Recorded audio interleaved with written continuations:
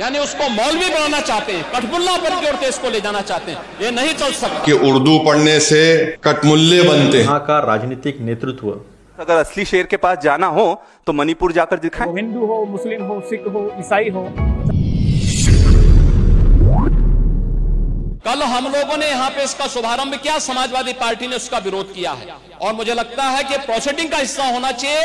इनको समाज के सामने एक्सपोज करना चाहिए। अपने बच्चों को ये लोग पढ़ाएंगे इंग्लिश स्कूलों में और दूसरे के बच्चे के लिए अगर वो सुविधा सरकार देना चाहती है तो कहते नहीं उर्दू पढ़ाओ इसको, यानी उसको मौलवी बनाना चाहते हैं, कठमुल्ला पर की ओर देश को ले जाना चाहते हैं। ये नहीं चल सकता।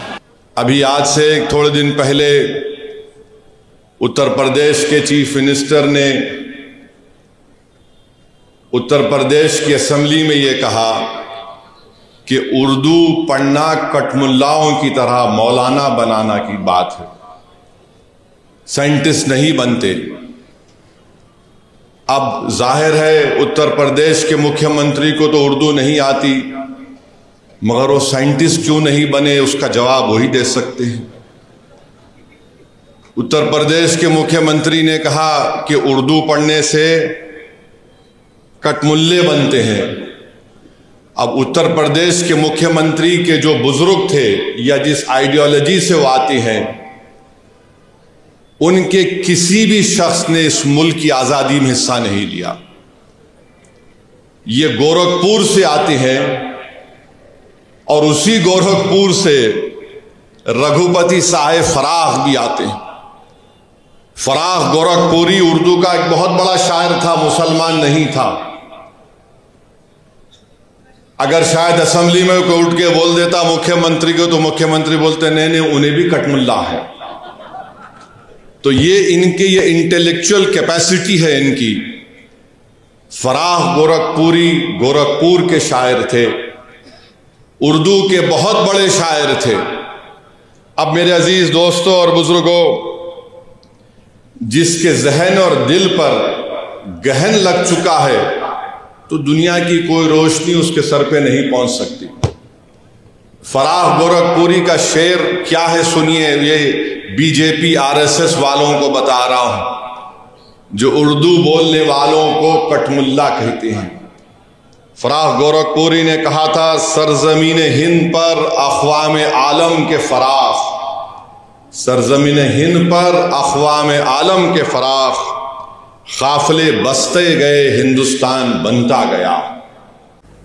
मस्साजोग के सरपंच संतोष देशमुख, इनका जिस क्रूरता से, जिस निर्दयता से खून किया गया है, उसके तस्वीरों ने साफ कर दिया है कि वहाँ की इस्टेब्लिशमेंट, वहाँ का राजनीतिक नेतृत्व किस तरह से अपने आप को सब कुछ समझता था। क्या कोई इंसान इस बात पे भरोसा करेगा कि देवेंद्र फडणवीस की सरकार, जो खुद मुख्यमंत्री है और गृह मंत्री भी है, उन्हें ये 2 महीने पहले पता नहीं था? जो तस्वीरें आज सामने आई, जो अपने आप में सारा गुनाह बयां करती है, क्या ये देवेंद्र फडणवीस जी को पता नहीं था? ऐसा कोई मान लेगा? इतना कोई मूर्ख है? इस्तीफा तब हुआ है जब ये तस्वीरें सामने आई है, जनता के सामने आई है, सरकार के सामने, गृह मंत्री के सामने, मुख्यमंत्री के सामने तो पहले भी थी। तो हमारा सवाल है कि क्या इस सरकार को सत्ता में रहने का अधिकार है? केवल धनंजय मुंडे के इस्तीफे से बात हो जाएगी? इतनी क्रूरता करने वाली पार्टी, उसके नेता, उनको कोई भी नैतिक अधिकार नहीं है कि वो सत्ता में रहे। कोई श्रेय लेने की कोशिश न करे, ये मीडिया भी न चलाए कि देवेंद्र फडणवीस जी तो 2 महीने पहले ही चाहते थे कि वो इस्तीफा दे दे। चाहने से क्या होता है, कृति बयां करती है। आप कितनी ताकत से लोगों के पीछे खड़े हो, आप कितनी ताकत से ईमानदारी दिखाते हो।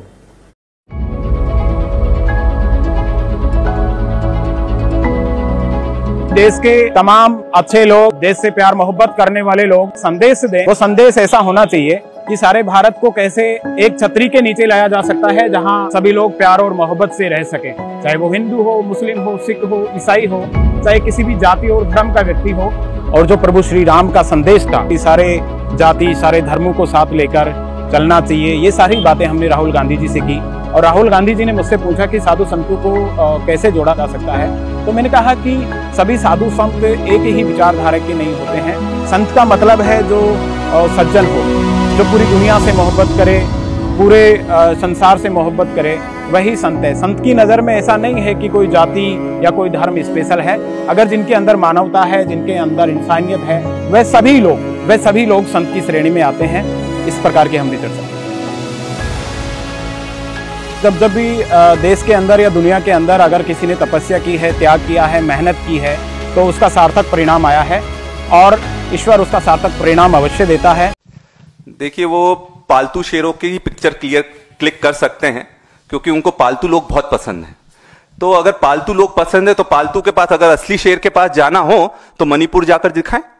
जो आग उन्होंने लगाई है मणिपुर में और दिल्ली हाथ सेकता रहा उस आदिवासियों के नरसंहार पर, तो ये शर्म आना चाहिए। मणिपुर हमारा अंग है। अगर हम प्रधानमंत्री जी, गृह मंत्री जी अगर इस तरह से नजर घुमाते रहेंगे तो हमारे लोग किसके पास इंसाफ मांगने जाएंगे? आदिवासियों पर मणिपुर में नरसंहार होता है, राष्ट्रपति जी ने क्यों एक भी वक्तव्य नहीं दिया? देना चाहिए था राष्ट्रपति जी को। वो अगर आदिवासी हैं तो सबसे पहला दायित्व आदिवासियों की रक्षा करने का किसका होता है? गवर्नर का और राष्ट्रपति का होता है। और ना ही गवर्नर ने कोई स्टैंड लिया, ना ही राष्ट्रपति जी ने कोई स्टैंड लिया, और इस चीज को लेकर पूरा आदिवासी समाज राष्ट्रपति जी से भी नाराज है और प्रधानमंत्री जी से भी नाराज है।